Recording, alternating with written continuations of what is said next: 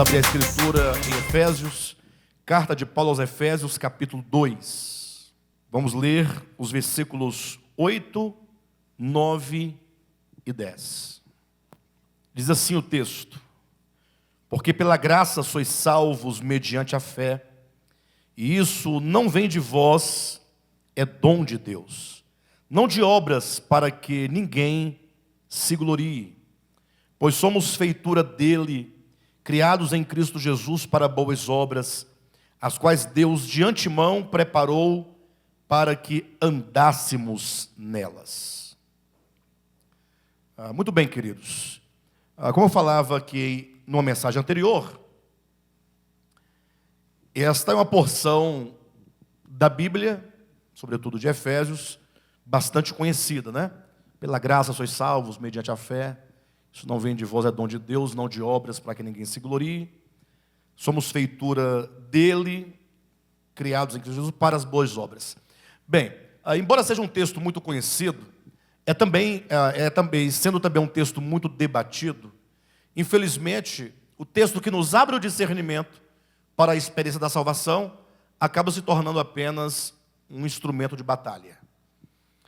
É impressionante como que nós, os cristãos, falando de maneira geral, sem especificar nenhuma pessoa e nenhum grupo em específico, mas o fato é que discute-se tanto os méritos da salvação, discute-se acerca de como acontece, de como não acontece, como seria, se Deus previu, se Deus não previu, se Deus determinou, se não determinou, se o fulano pode ser salvo, se não pode ser salvo.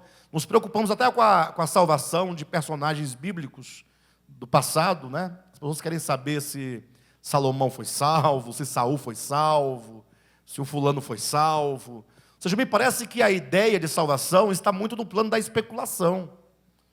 Ou seja, aquilo que mais deveria nos interessar, compreender o seu funcionamento em nós, se torna uma coisa externa a nós, um objeto de discussão, de debate, apenas para saber quem detém melhor compreensão acerca de uma verdade meramente objetiva. Então, todo o nosso esforço, ultimamente, nos últimos anos, é trazer cada um dos irmãos, a começar por mim, obviamente, que cada um de nós possamos tocar a verdade de Deus do ponto de vista orgânico e não do ponto de vista teológico. Entenda que quando eu falo teológico, eu não quero me referir a nenhum estudo que prescinda de uma boa interpretação, de uma boa hermenêutica. Teologia não está... A maneira como eu estou aplicando o termo teologia não significa que você não deva estudar, que você não deva ter um bom princípio de interpretação. Não é nada disso. A teologia que eu me refiro é o sentido de a construção de uma verdade a partir da reunião de 10 versículos bíblicos para se defender apenas um conceito estético, um conceito externo ao homem, um dogma. Já quando eu falo de palavra orgânica, uma interpretação orgânica das Escrituras, eu me refiro ao modo e à percepção, como que nós entendemos essas verdades enquanto acontecimentos dentro do homem. Aí é uma visão orgânica da verdade. Ou seja, nós não estamos mais dispostos, isso é um fato, que fique bem claro para todos, a defender um conceito, por exemplo, de uma árvore do conhecimento, que tenha sido uma árvore, mera árvore, no passado, da qual o homem tenha comido do seu fruto e por isso a desgraça invadiu o universo e se tornou esse caos em que nós nos encontramos. Não dá para entender assim. Entendemos que a árvore do conhecimento, aqui é a nível apenas de esclarecimento, ela nasce, ela brota dentro do próprio homem, enquanto inteligência, enquanto capacidade de discernimento. Agora, quando o homem faz dessa árvore, ele toma desta árvore para si, enquanto o seu alimento cotidiano, quando o homem faz do conhecimento a sua capacidade, a sua força, a ponto de se tornar, ou pelo menos de equivocadamente e na ilusão do seu pensamento, ele se entender um ser autônomo de lei própria, que não dependa mais de Deus, aí sim, nisso consiste o problema do pecado original. Bem, só para os irmãos entenderem. Então nós entendemos a verdade da desintegração do homem de Deus, o que a teologia convencional chama de queda do homem, entendemos como um processo orgânico do coração. Então imagine vocês que agora todos esses temas que se debatem, nós procuramos entender como essas verdades, elas acontecem no coração do homem. Como que a redenção acontece dentro do homem. Como que a salvação é um acontecimento. Se não acontecer no seu coração, não existe salvação. Então não adianta debater conceito, não adianta debater nada disso. Ficar debatendo se é desse jeito, se essa ideia, esse conceito está certo, ou aquele conceito está errado. Então, de nada disso serve, se não entendermos que a Escritura nos foi dada como um testemunho da verdade. Então, ela própria em si não pode ser usada para fazermos arranjos, né, de entendimento, mas serve para, por meio dela, nós compreendermos melhor aquilo de que ela testemunha acerca de Deus, ela testemunha acerca do Cristo e testemunha acerca do homem no plano da sua existência. Então esse texto aqui de Efésios capítulo 2, que seria uma maneira diferente de falar o mesmo, Paulo já havia dito no capítulo 1, muda apenas a perspectiva, né, porque no capítulo 1 mostra o Deus Trino alcançando o homem e elevando este homem ao nível, né, de corpo de Cristo. Imagine o homem criado, colocado agora, colocando todas as coisas debaixo dos seus pés do homem. Alguém pode falar, não, pastor, é dos pés de Cristo. Mas se nós, enquanto igreja, somos corpo de Cristo, e os pés, dentro da simbologia, fica no corpo, que é a parte extrema do corpo, então, se todas as coisas estão debaixo dos pés de Cristo, então significa que o homem criado, ele atinge essa estatura crística, que é a estatura de pleno varão perfeito, que é a estatura de Cristo, e agora, portanto, ele está reinando sobre todas as coisas. Mas aí o capítulo 2 apresenta o problema. Como o homem pode atingir tal estatura? Como o homem pode chegar a ser totalmente, ou o homem integralmente participante do Cristo, de Deus, se existe o problema do pecado, o problema da hamartia enquanto errar o alvo, o homem que, iludido na sua consciência e no seu coração, ele já não acerta o alvo da sua existência, porque o homem foi criado para a glória de Deus. O homem foi criado usando a figura da videira como um ramo para dar fruto. E um ramo que dá fruto é um ramo que serve, é um ramo que se doa. Nenhum ramo produz fruto e diz, esse fruto é meu e para mim. Pelo contrário, esse ramo ele vai ter muitos sofrimentos, para que quanto mais sofrimento tenha, mais ele produza frutos. Imagine só que para um ramo produzir fruto, é preciso ele ser podado. Quando se poda um ramo, você diminui o espaço no ramo em que a seiva trabalha dentro daquele ramo. E por que tem que podar? Para, estreitando o espaço do trabalhar da seiva, possa ser um ramo pujante, forte, não é? Para que assim ele produza mais frutos, para que o fruto também seja um fruto cheio de vigor. Então, imagine só a seiva trabalhando ali fortemente dentro de um ramo, para que todo aquele potencial da seiva se manifeste num fruto robusto, num fruto, né? E quando você pensar, quando o ramo pensar que ele agora tem esses cachos tão pujantes, tão viçosos, que ele pensar que agora ele possui isso, vem alguém e arranca o seu fruto, sem lhe pedir licença, nem mesmo lhe pedir permissão. E aí vem então o agricultor e poda novamente para ele produzir o quê? Mais fruto, para que sejam novamente os frutos arrancados, para que ele seja podado. É um ciclo de sofrimento. Ou seja, o homem, enquanto ramo, ele tem essa finalidade de existência.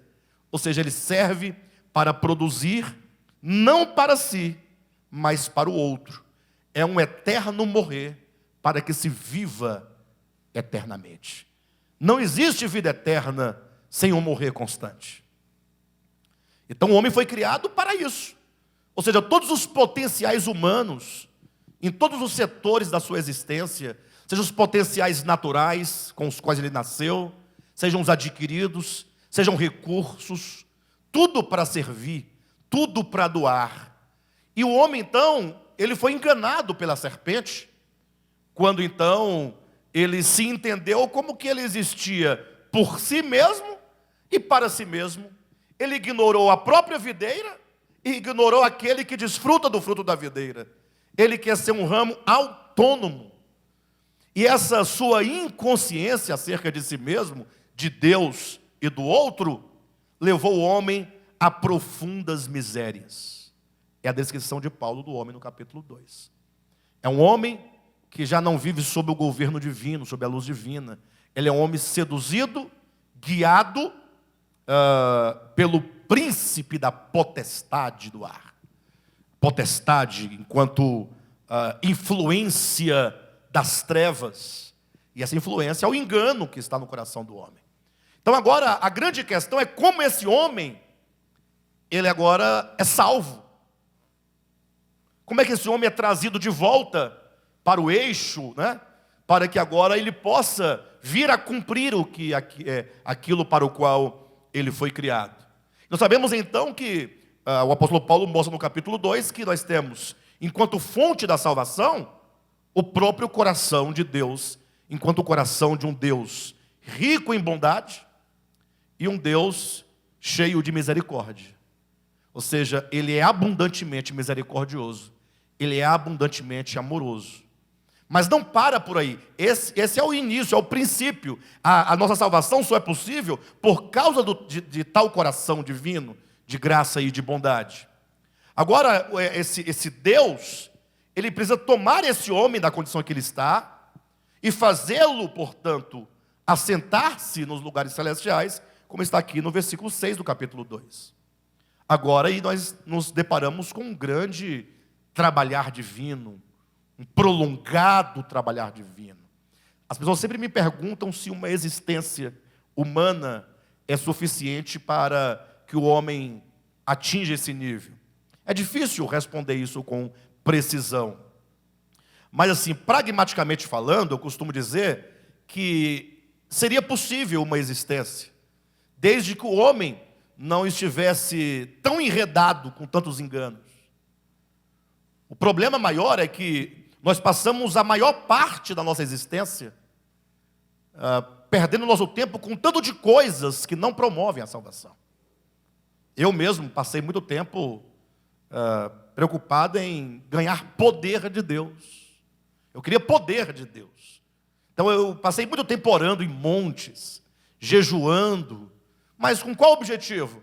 Eu queria ser um pregador que quando pregasse o povo explodisse de chorar, de gritar, caindo no chão, cego enxergando, paralítico andando. Ou seja, eu queria ser um pregador, ainda que fosse uma coisa boa, no sentido de querer ser um canal de bênção, mas eu queria ser. E não foi para isso que eu fui criado. Isso não deixava de ser uma expressão do ego. Olha, quando a Bíblia se refere a João Batista, de quem Cristo testemunha dizendo que de todos os nascidos de mulher, ele era o maior. Voz do que clama no deserto. Aí você imagina. Então, vamos olhar nos dois âmbitos, né? Primeiramente, é apenas um oráculo, é apenas uma voz. Não é alguém. É uma voz. A voz ecoa e some, se dissipa. Ele era apenas um oráculo. Um oráculo quer dizer, a palavra oráculo quer dizer uma boca pequena. Ou seja, o pregador não é absolutamente nada. Ele é apenas uma boca por onde é possível que Deus fale. E o pior é que essa boca está falando num deserto. Quem é que está no deserto para ouvir? Por que ele não ia para o centro de Jerusalém, para dentro do templo? Não, é no deserto. Porque ele estava literalmente no deserto. Agora, é lógico que essa voz do que clama no deserto também se cumpre no sentido de que, falando a multidões, essa voz ecoa no deserto dos corações E, portanto, por mais que haja pessoas que ouçam, não há quem escute. Parece que o trabalho é vão. Parece que nada acontece. Só para os irmãos terem uma ideia, né? O quanto que às vezes nós, mesmo na pretensão aparentemente boa de ser um bom pregador, um bom cantor para louvar Jesus, né? Ter fazer um bom coral, bonito coral, excelente coral para cantar aos domingos, digamos assim. Mas nós temos que perceber, ou que nos perguntar, se porventura tudo isso que nós tanto queremos, aparentemente coisas muito boas, se tudo isso não alimenta o nosso ego, no sentido de que, tendo aquilo, estamos realizados por tê-los, não por entregá-los. Vocês entendem o que eu estou dizendo?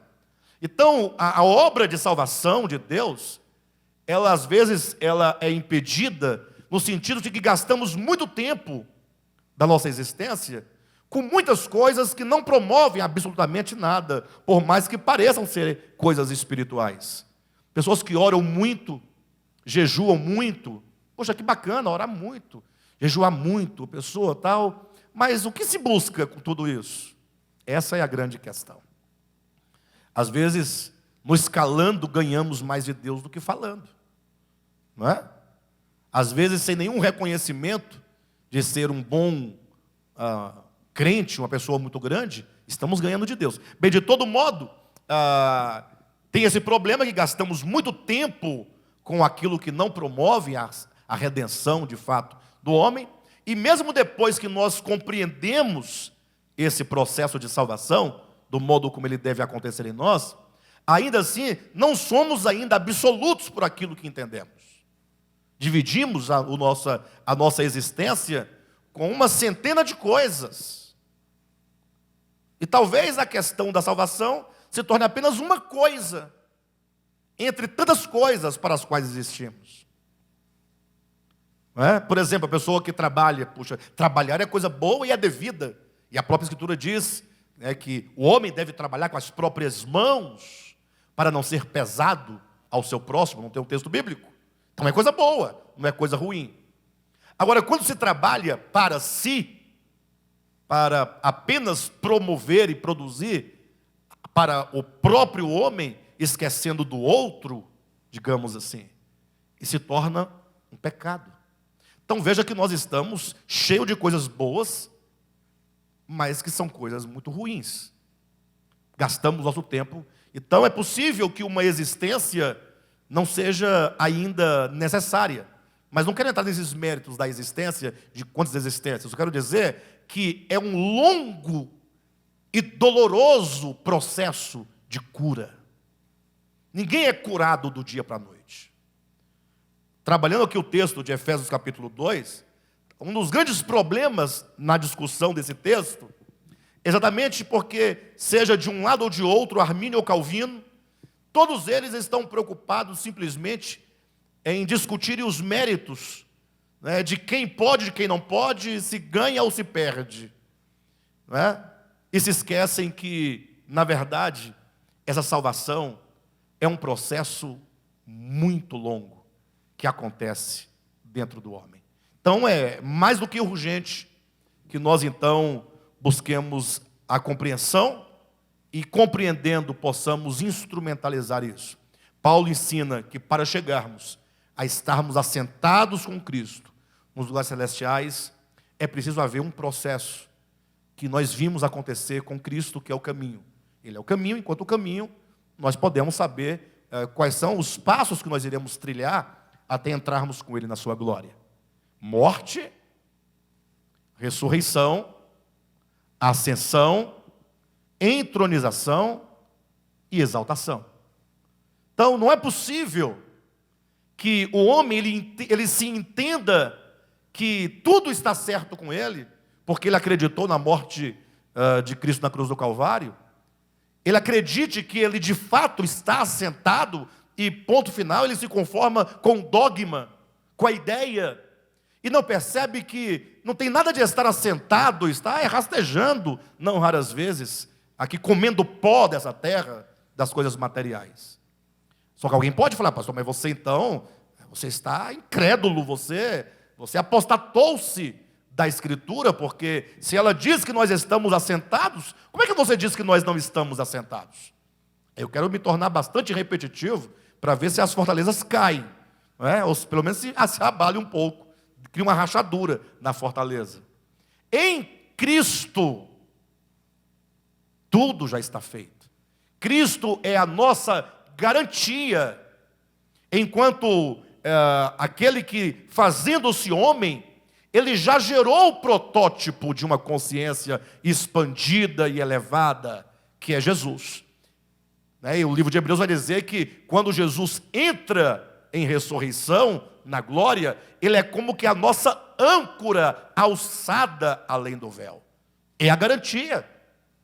Agora, o problema é que essa garantia, que nos garante que nós chegaremos lá, ela não é, entretanto, a substituição da nossa própria experiência nele.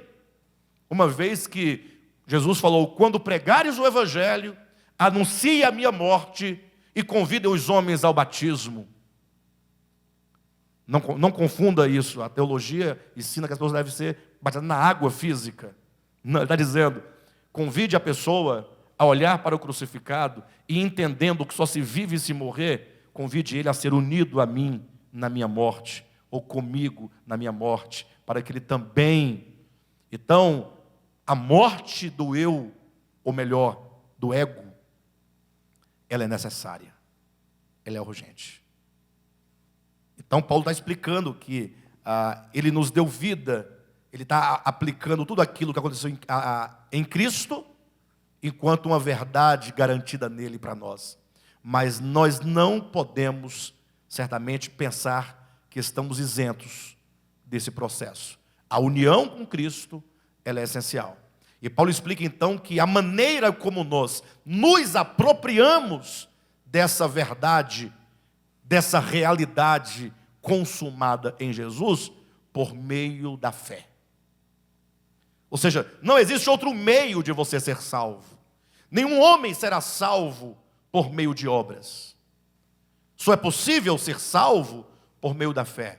A fé, enquanto um coração que, tendo compreendido a verdade do Evangelho, agora se tornou fiel, se tornou um coração que agora tem fidelidade para com o Cristo de Deus, quanto àquilo que ele viveu, quanto àquilo que ele realizou.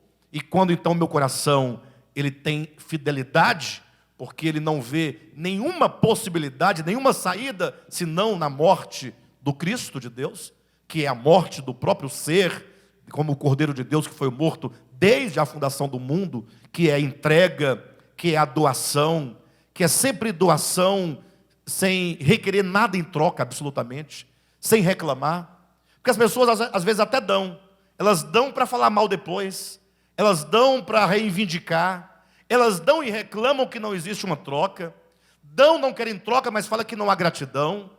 Deus não é doação, ele se dá, ele se dá. Tudo que Deus pode ser, assim, a ideia de Deus pode ser sintetizada quanto o ato de doação eterna. Por isso que é dito que Deus se revela por meio das coisas que foram criadas. Olha para a criação. Lá está o rio correndo. Você toma banho nele, você suja, ele não reclama, ele não pede, ele não exige. Você leva água, mas amanhã tem mais água, sempre tem água, é abundante. O sol que nos aquece, ele nem sabe que ele está nos aquecendo, como foi um dos textos que nós lemos essa semana passada, ou foi essa semana, não me lembro. Nem sabe, mas ele está cumprindo, está se dando. Deus é doação, e doar-se é morrer. Então veja o caminho pelo qual nós precisamos. E a fé, portanto, é então o elemento essencial divino em nós, que se apropria dessas realidades espirituais. Fé não é mero acreditar. Quando Paulo diz, não de obras para que ninguém se glorie, isso nos chama a atenção. Nós temos que ler a Bíblia sempre perguntando, sempre querendo entender, e nunca achando que estamos entendendo tudo. Porque quando você começa a perguntar, e o processo de perguntar é o processo de gestar o conhecimento, que é o processo maiêutico, que Sócrates aplicava, Quanto mais você pergunta, vem uma resposta. Você pergunta sobre a resposta, para que dessa resposta agora virada pergunta, possa vir uma outra concepção, e assim vai engendrando o entendimento dentro de nós. Nós temos que perguntar. Quando diz, não de obras para que ninguém se glorie, você pergunta, bem, ninguém é salvo por obras, para que essa pessoa não chegue a se gloriar. Ok. Mas é possível que alguém seja salvo por obras e não se glorie? Ou, se não fosse o problema da vanglória, poderia o homem ser salvo por obras? É a pergunta que nós fazemos. Porque quando você lê, não por obras para, se você se limitar a essa estrutura, você fala, não, a salvação é possível por obras, desde que o homem não se gloriasse. E se não fosse a vanglória, seria possível. Mas o que Paulo está dizendo é, não é possível que seja por obras. Porque a partir do momento que o homem, ele procura alinhar-se com Deus, por meio do seu realizar, logo ele está usando o quê? Para tentar se ajustar com Deus? A sua própria capacidade. E isso, em natureza da consciência, já é orgulho, já é vanglória. Ou seja, como que Deus dissesse, eu dou a vocês o poder de vocês ajustarem a mim o vosso coração. E uma vez vocês ajustando o coração àquilo que eu sou, à minha vontade, vocês jamais terão nenhum motivo, nenhuma razão, nenhum porquê. Não há como ter vanglória quando o que te leva a essa unidade com o Criador é aquilo que é o próprio Criador e não você. Por isso que eu digo que a fé é um atributo do espírito humano. Não é a fé, ela é parte essencial do sopro divino no homem. Ou seja, é o próprio Deus. Agora, nós falávamos na semana passada, como eu posso tocar então essa fé divina que é dom divino, que é dom de Deus? De que maneira? Na medida em que você se expõe à palavra, e expondo-se à palavra, primeiramente escutando a palavra, e aí então você, de tanto ali se expor, como quem se permite que aquela palavra te lave, então a fé ela vai sendo despertada pelo ouvir da palavra. Então é uma obra que vai acontecendo. Tudo o que nós precisamos fazer é simplesmente nos colocar à disposição daquele que pode realizar em nós. O grande problema é que nós, na maioria das vezes, não nos dispomos. Não queremos nos dispor. E ainda há aqueles que pensam e que dizem que nós não nos dispomos e não há como nos dispor, porque Deus fará tudo, sem que você faça absolutamente nada, entendendo errado a questão da graça de Deus, da soberania de Deus, como se o homem nessa participação fosse porventura o agente da salvação. O que não é possível que isso aconteça, absolutamente. Mas observe então que Paulo vai dizer que toda vez que o homem, portanto, ele procura alinhar a sua vida com Deus por meio de obras, fatalmente, ele não somente chegará à vanglória, como a própria raiz que gera nele a ideia, a vontade de fazer essas obras com o fim de se ajustar com Deus, já é a própria vanglória. De modo então que Paulo diz, não de obras para que ninguém se glorie. Neste ponto a pessoa fala assim, pastor, mas e agora? Então quer dizer que uma vez que nós somos salvos pela graça, que é a origem, ou por meio da fé, que é o meio pelo qual nos apropriamos. Então, se não há obras, então o que fazer? Como é que é a vida cristã? Como é que isso acontece, de fato e de verdade? Aí Paulo explica, pois somos feitura dele. Ou seja, esse homem recriado em Cristo Jesus, este homem cuja consciência agora está totalmente alinhada à consciência divina por meio da fé, a fé que nos justifica. Só é possível justificar o homem por meio da fé. Só a fé alinha o coração do homem com o coração de Deus. Ele agora é uma feitura divina. Somos não somente uma feitura pelo ato da criação, mas somos feitura pelo ato da regeneração. Somos uma feitura pelo ato do novo nascimento. Então nós somos criados para sermos dele, para pertencermos a ele. Somos criados para servir. Veio o pecado, nos impediu de sermos uma bênção para Deus e para o mundo. Vem Cristo então e nos recria. Ou seja, ele gera uma nova consciência. Entenda uma nova consciência, não como quem troca uma peça de um carro. A peça estragou, você tira essa e coloca outra. Se fosse assim, seria muito fácil. Deus já teria resolvido o problema do mundo há muito tempo. A pessoa pensa assim, poxa, mas por que Deus demora tanto, né? Quem já ouviu alguém falando assim, mas por que Deus não resolve logo, né? Jesus podia vir logo para resolver o problema. Ora, se ele viesse aqui hoje de novo, ele morreria novamente. Porque os homens são tão maus quanto os de 2 anos atrás. A vinda dele não vai resolver o problema, nesse sentido. O próprio Pedro vai dizer, o apóstolo Pedro, que ele não veio exatamente porque nós não nos arrependemos. Porque não houve mudança na consciência. E ele está aguardando. Porque se for para ele vir agora, na atual conjuntura, ele vai ter que banir da existência todo mundo. Ou seja, você não presta para a existência. O homem desintegrado de Deus não serve. Lembra da parábola da videira? Aquela outra parábola que fala que havia uma videira, uma figueira plantada numa vinha. Olha a pergunta do proprietário. Para que essa árvore está aqui? Qual é a função dela? Se ela não produz fruto, corta. Então, o cortar não é uma maldade, não é um ato de retaliação divina. É porque o homem criado, ele é criado para, e se ele não cumpre sua função, ele pode ser banido da existência sem nenhuma dor física. É só o desaparecimento, mais nada. E não fará nenhuma diferença para o universo. Porque ele não cumpria a função. Pelo contrário, haverá uma grande diferença. Porque enquanto aquele que deve cumprir a sua função e não cumpre, ele se torna uma pedra de tropeço. Ele se torna um problema para toda a criação de Deus. De modo então que bastaria que Deus banisse, mas não, ele é longânimo. Ele nos amou e nos ama de tal modo que não somente ele propõe essa salvação que ele construiu dentro do próprio homem por meio da encarnação em Jesus, mas agora ele aguarda que todos nós possamos passar pelos processos de metanoia, de arrependimento. Quando sofremos o arrependimento, a metanoia significa uma mudança de mente, mudança de coração, de disposição, de pensamentos.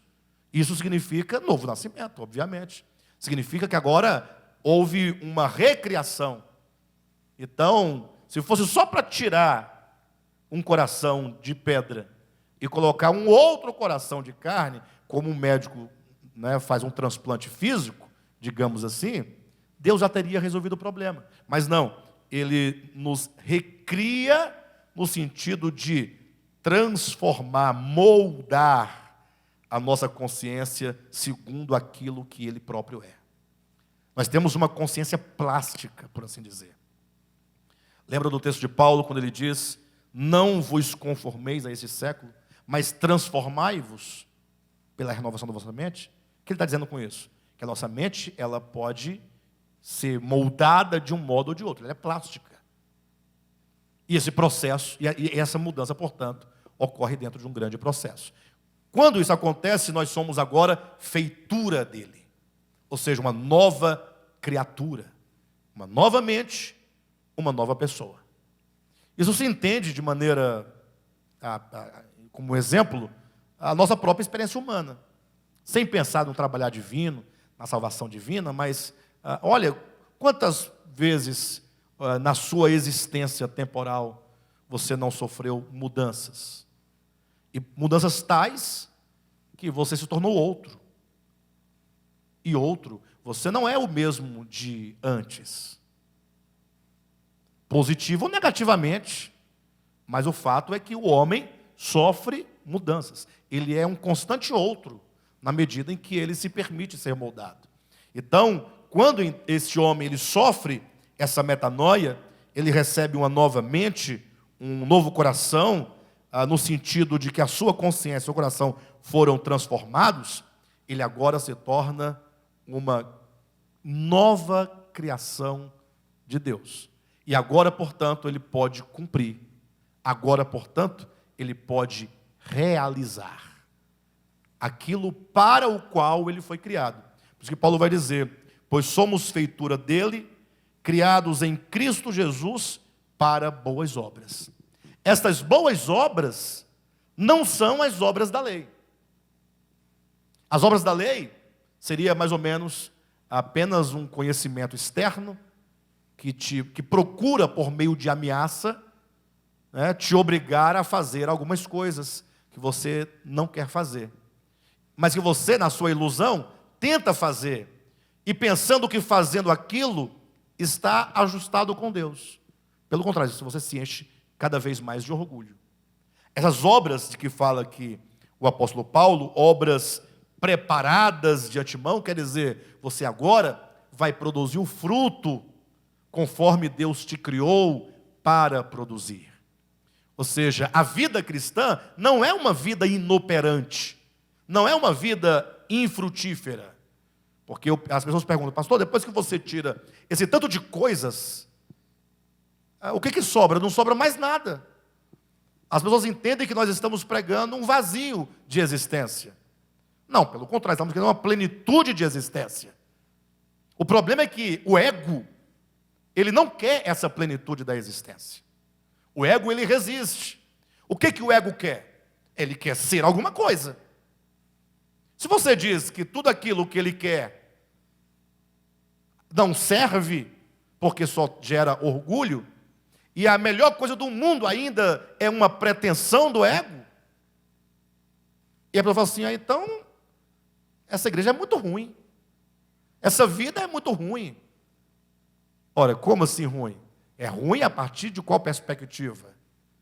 Porque o homem, conforme o Evangelho de João capítulo 15, ele só encontrará a sua plenitude quando ele entender o sentido da sua existência e viver para tal. Aí ele encontra. É quando é dito que, quando nós produzimos frutos, é dito que o Pai é o quê? Glorificado. Ou seja, o que é glorificado? Ele é manifestado. Deus é manifestado naquele ou naquela criatura que o expressa. Isso é ser glorificado. E Cristo disse: eu digo isso para que a vossa alegria seja completa. Ou seja, toda a busca do ego por satisfação, toda essa busca nunca vai saciá-lo. Ele nunca vai ter uma alegria plena, nunca vai ter a felicidade. Porque o homem só será plenamente preenchido quando ele cumpre a razão da sua existência. É mais ou menos você, digamos que eu poderia falar. É difícil dar um exemplo assim, a gente consegue uns exemplos assim tão rudimentares, mas para os irmãos terem uma ideia, imagine só que uma cadeira ela tem uma função, né? Servir de assento para alguém, dar descanso para alguém.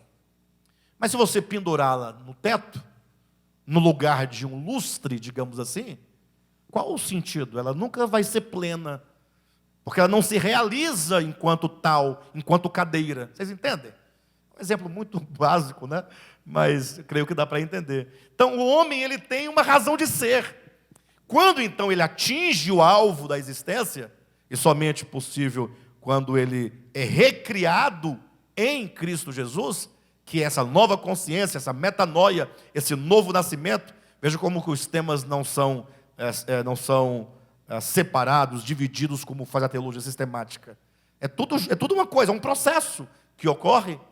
Então agora ele pode produzir as obras que foram preparadas. O que são as obras preparadas? Ora, é aquilo para o qual você foi criado. Você não foi criado simplesmente para ser um professor. O que você é? Não, eu sou professor. E aí? Não, e aí que eu fiz um concurso, eu dou aula e eu quero meu dinheiro. Eu tenho que ganhar dinheiro de alguma maneira. Não é? Não, mas você não foi criado para isso. Você foi criado para ser um intermediário, um mediador do conhecimento. O dinheiro vai vir, porque nós vivemos dentro de um sistema que nós carecemos do dinheiro. Mas você se realiza quando você doa o seu dom e você vê o crescimento das pessoas. Aí você fala assim, puxa, eu estou dando frutos. Veja que não tem nada a ver com o que prega o cristianismo, né? O cristianismo entende que se dá frutos se você vai aos cultos e leva um visitante, porque vai aumentar o dízimo, porque vai aumentar o número. Aumentou o número, aumenta o poder. A ideia é essa. Ele falou, não, você produz fruto em toda a sua existência. A igreja é só mais um ambiente onde você pode produzir frutos. Como também pode não produzir fruto algum. E você pode ter todos os cargos da igreja e não produzir fruto algum. Só cansaço, fadiga, briga, ciúmes, traição, revolta. Quantas pessoas não estão desiludidas com a igreja? Foram lá, lutaram, no final, uns venceram, outros foram derrotados, venceram no plano do sistema. O que é vencer? Teve uma briga, tal, o pastor fulano prosperou, e o outro se arrebentou, coitado. Não tem isso, não tem essas relações? Isso tudo é carne. A igreja, enquanto ambiente, é apenas um ambiente onde você pode produzir fruto. Na sua casa você produz fruto, na sua vizinhança, no seu trabalho, servir o outro, com tudo que nós temos em Deus. Aí você encontra a plenitude. Mas quão longe está essa ideia por causa do ego humano? Falava agora há pouco para os irmãos aqui que estavam aqui antes dos irmãos de vocês todos chegarem, a respeito do ego, né? Eu costumo fazer a seguinte separação. Uma coisa é o eu. Outra coisa é a consciência. Outra coisa é o ego. 3 coisas. O que o Alexandre é? Consciência. Eu sou consciência. É difícil falar essas coisas sem usar o eu, né? Porque nós estamos tão habituados, ligados ao pronome pessoal, eu enquanto pronome pessoal, mas entenda que o que sou é consciência, o que você é consciência. Cada um de nós somos uma consciência. E o próprio termo consciência já implica ciência com ciência. O que significa que o homem, enquanto consciência, ele tem o discernimento, conhecimento, inteligência, mas que deve estar sob uma luz maior. Essa luz maior é o que diz a verdadeira luz que vinda ao mundo ilumina todo homem. O conhecimento humano é luz? É luz. Luz é discernimento. Mas de Cristo é dito, Ele é a verdadeira luz. Vocês entendem? Então essa luz verdadeira, iluminando essa luz do meu coração, gera uma consciência guiada e iluminada pelo Espírito. Essa verdadeira luz dentro do homem, que é o Logos, quando diz que nele estava a vida, e a vida era a luz dos homens, que é a verdadeira luz, essa luz é o verdadeiro eu. O único eu não sou eu. O eu é o eu sou. Só ele pode dizer de si mesmo, eu sou. Só ele. Nós temos que ficar atentos a essas questões. Essa semana alguém me questionou dizendo, pastor, você está gravando uns áudios aí? Imagino que, pensa só comigo, que parece que estava se afastando um pouco, está muito voltado para o homem, o meu eu central, a alma. Eu falei, é porque eu estou lendo um texto de uma pessoa que é um filósofo. Quando você lê um texto filosófico, você tem que saber qual o sentido que aquele filósofo dá àquele termo. Você não pensa que a palavra significa aquilo que você quer que signifique. Se o texto é filosófico, ele ganha uma dimensão que não é do senso comum. Então, quando eu dizia, o autor fala do eu central, ele quer dizer que a única realidade absoluta dentro do homem é o próprio Deus. Ele é a realidade absoluta. Ele é o eu, que deve preencher a minha ciência, o meu saber, para que eu tenha uma consciência, para que eu seja um ser consciente, guiado pela verdade. Mas aí acontece que quando o homem ignora essa verdadeira luz, quando o homem ele diz, eu viverei por mim mesmo, não preciso de uma luz que ilumine a minha luz, eu tenho luz, que ele faz do seu entendimento, da sua intelectualidade, da sua inteligência, que deve existir sob o governo, direção do próprio Deus, ele então cria como que uma separação, se torna autônomo, e agora ele passa a viver uma mentira. Essa mentira que vive o ser humano chama-se ego. O que acontece quando nós somos feito uma nova criação, uma feitura de Cristo? Esse ego, essa mentira que eu julgo ser, não sendo, é anulada, é a morte.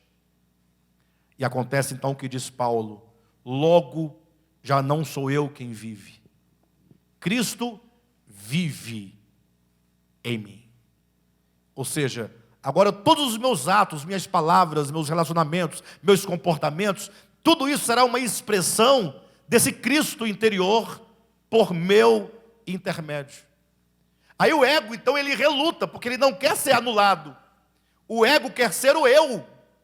Por isso a luta entre os homens em todos os setores da sociedade ou da existência humana. Desde uma disputa dentro da própria casa entre dois irmãos, uma disputa entre marido e mulher, uma disputa de parentes, a disputa no trabalho, a disputa no trânsito, a disputa entre homem e mulher, machismo e feminismo. São disputas, são lutas. A disputa de qual é a melhor igreja, quem tem a verdade mais clara, são lutas. Aí, para que a minha verdade seja mais clara do que a outra, eu tenho que dizer que todo mundo é do diabo e que eu sou de Deus. Vocês entendem que tudo isso é uma persona, é uma mentira, isso é uma farsa, o ego é uma farsa. Persona vem do latim, que chega até nós como pessoa. Então imagine só, eu me entendo como uma pessoa, essa pessoa que quer isso, que quer deste modo, que não quer aquilo, que sente raiva daquilo, que ama aquilo outro, que acolhe este, despreza aquele. Quando essa persona, que é uma ilusão, ela é destruída, fica quem? Cristo. E a outra persona, quando é destruída? Cristo. E a outra persona, quando é destruída? Cristo. E a outra persona destruída? Cristo. E aí fica todos o Cristo de Deus. Aí o mundo se enche, na linguagem dos Salmos, da glória de Deus. Quando a Bíblia fala, e a terra se encherá da glória de Deus, como é que os crentes ficam pensando, né? Se encherá da glória. Como é que se entende esses textos da Bíblia, né? A terra se encherá da glória. A pessoa pensa num brilho, né? Numa coisa. Se esquece que será como agora. Tão simples como agora. Tão natural como agora. Com a diferença que essa glória divina, glorificar, dá a ideia de manifestar. Esse Cristo interior, que é a única realidade absoluta do homem, se manifesta em todos os homens. Então a terra se encherá da manifestação dele. Quando o homem amar, perdoar, socorrer, tudo será a manifestação dele. E essa manifestação de Cristo é o que a Bíblia chama de as obras que Deus preparou de antemão para que andássemos nelas. Não são, pastor, e que obras são essas? Me fala logo, eu quero começar a fazer logo. Você não vai fazer. Cristo fará. Ele vai manifestar-se. Agora, para que haja isso, é esse processo. O grande empecilho é aquilo que nós pensamos que nós somos. É aquilo que nós impomos para ser. Ou seja, nós só geramos guerras. E mais guerras, mais nada. Então, o convite dessa carta, do 2º capítulo de Efésios, pelo menos até o versículo 10, é que nós entendamos que o Senhor quer nos elevar a essa estatura de consciência, quando diz assentados com Cristo, governando, cumprindo o objetivo da nossa existência, que é produzir essas obras criadas em Deus, ou preparadas por Deus de antemão. Aí é quando se diz, então, do papel da igreja. A igreja deveria, essa é a ideia da igreja. Quando Cristo vem, ele por 33 anos, ele vive isso. Ele vive. Ele foi essa expressão do Pai. Lembra que ele fala, Pai, eu te glorifiquei a ti? Como que ele fez? Mostrei aos homens as tuas obras. Mostrou as obras de Cristo. Não é exatamente o ato de fazer uma coisa ou outra. Significa esse viver de manifestação do amor, da graça. Por exemplo, quando curavam um cego, a obra não era o curar o cego, porque daqui a pouco o crente, eu também quero curar. Olha aí. Não, esse curar é a manifestação do amor, da graça.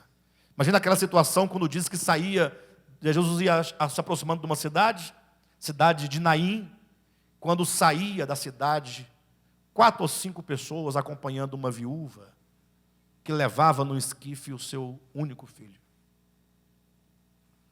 Diz a Bíblia que Jesus pensou o sofrimento daquela viúva.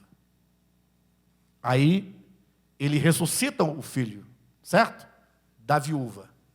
No sentido de restituir a ela a força, a base da existência social. Mas a obra não foi exatamente o devolver, foi o manifestar o Pai. Porque tem muita gente vendo viúva levando seus filhos e querem poder de Deus para ressuscitar o indivíduo, mas não querem ser o esteio de amor e de socorro para a viúva.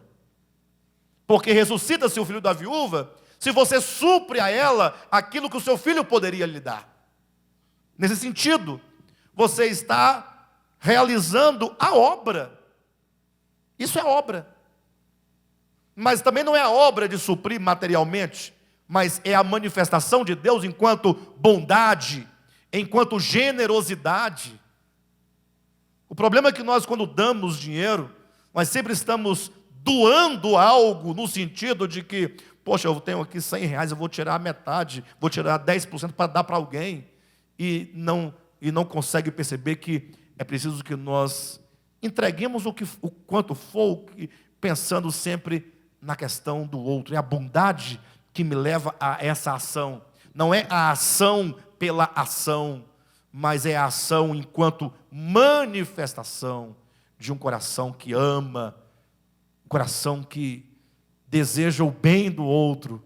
Quando você faz o bem pelo próprio bem do outro, não por você, não medindo, não contabilizando, não pensando que você vai dar 100 porque o mundo dá a volta e ele vai voltar para mim. Isso tudo é ego, isso tudo é muito perverso. Então, a ideia da igreja é essa: Cristo veio, ele viveu isso, expressou Deus, manifestou, e aí ele realiza completamente a obra em Jesus, quando ele grita lá na cruz, Pai, está consumado. Ele diz, terminei. Terminou como assim? Olha o mundo como é que está. não está terminado. Olha para Jesus. Este homem chegou no auge. Este homem, Jesus.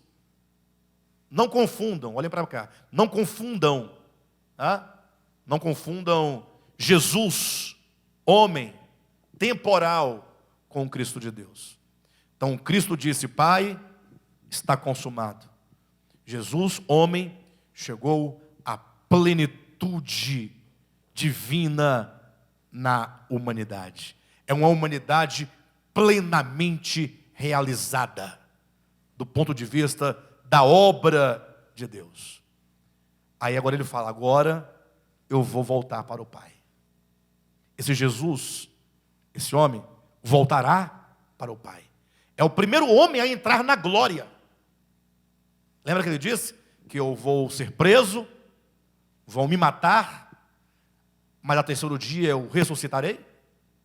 E se referindo a esse mesmo processo, ele disse, depois de ressuscitado: não havia dito para vocês que convinha que eu fosse morto e que entrasse na glória? Esse homem entrou na glória. Entrar na glória é alcançar essa plena realização. É um homem totalmente, porque ele chegou no apogeu, no zênite da doação de si por meio de Deus nele, do Cristo de Deus nele. Ele fala: agora eu vou voltar para o Pai. Os discípulos tudo olhando para ele, tudo com o olho comprido. E agora o Senhor vai embora? E aí? E nós? Não, vocês agora vão ficar aqui, enquanto minha igreja, esse pronome possessivo, minha, significa que há muitas igrejas, não do ponto de vista religioso, mas há muitas assembleias. E depois surgiria também muitas igrejas enquanto assembleias.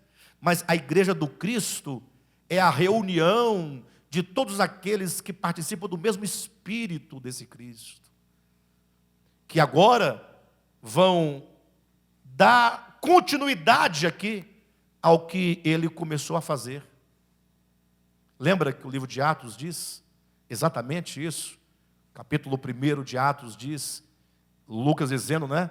Escrevi a ti, ó Teófilo, narrando tudo o que Cristo fez. Lá ele começa falando isso primeiramente em Lucas, depois chega em Atos, né? Então, tudo o que Cristo realizou na terra, eu registrei. E aí ele entra em Atos dizendo, o mesmo Lucas dizendo: e agora Cristo chega no momento da sua ascensão e fala: e vocês ficam aqui, que eu vou derramar o meu Espírito sobre vocês. Vocês serão batizados no Espírito Santo.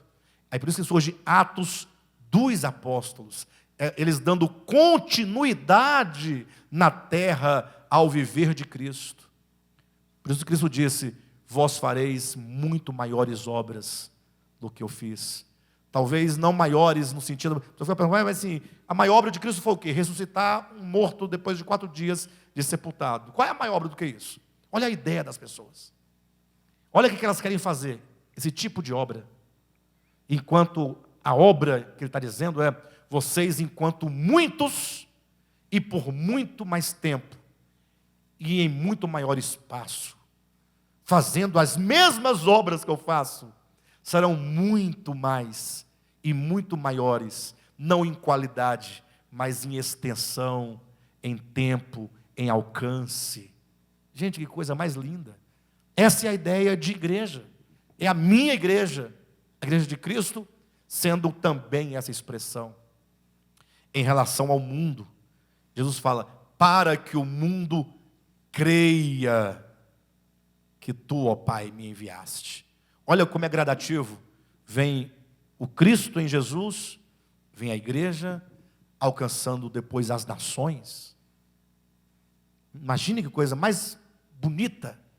Isso vai despontar em novos céus e nova terra, uma nova ordem das coisas, em que há justiça e equidade, ou seja, a terra cheia da glória de Deus. Amém, queridos? Então, que nós possamos pensar essas palavras. Eu sei que, de certo modo, o pensamento acaba ficando um tanto complexo. De tão complexo, às vezes fica um pouco truncado. Mas este é o caminho. É isso que o Senhor tem nos ensinado a cada dia, a ler a Escritura e perceber essa relação vital e orgânica do Evangelho conosco e a nossa relação orgânica com Cristo, com Deus e com o mundo. Tá bom?